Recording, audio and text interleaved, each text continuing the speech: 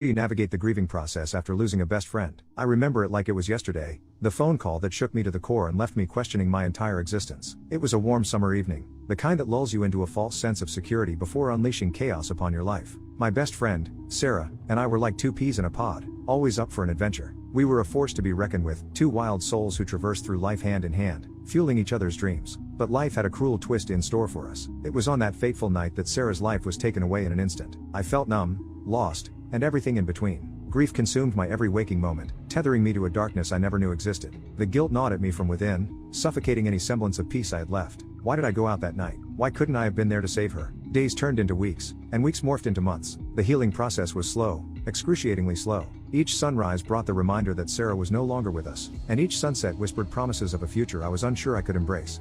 Grief has a way of creating a void so deep, it feels like you'll never escape its clutches. I found solace in tears, letting them wash over my pain and carry it away, if even for a fleeting moment. But amidst the sorrow, there were flickers of hope, moments where I could almost grasp the tendrils of happiness beckoning me to step back into the world. Those closest to me tried to ease my suffering, offering words of comfort that fell flat against the walls of my grief-stricken heart. No one could truly understand the depth of loss I felt, the hollow ache that lingered long after the condolences had been offered and forgotten.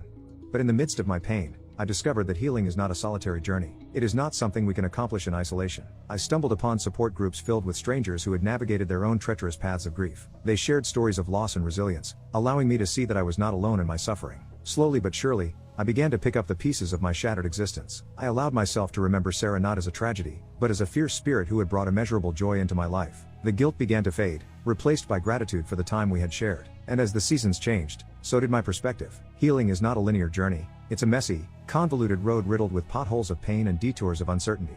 But through it all, I've learned that healing is possible. It may not come in the way we expect, and it may not wipe away all the pain, but it provides a glimmer of hope amidst the darkness. I've come to understand that grief is a part of life, and it's only through embracing it that we can truly honor the ones we've lost.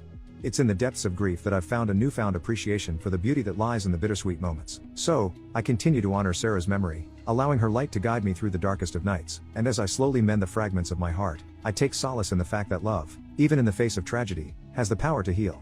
But as I sit here today, recounting my journey of grief and healing, I'm still left with one question: will I ever be able to truly move on?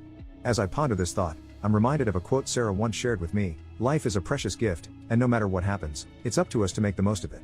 With this in mind, I'm determined to keep pushing forward, never forgetting the lessons Sarah taught me and the love she showed me. I don't know what the future holds, but I'm ready to take on whatever comes my way.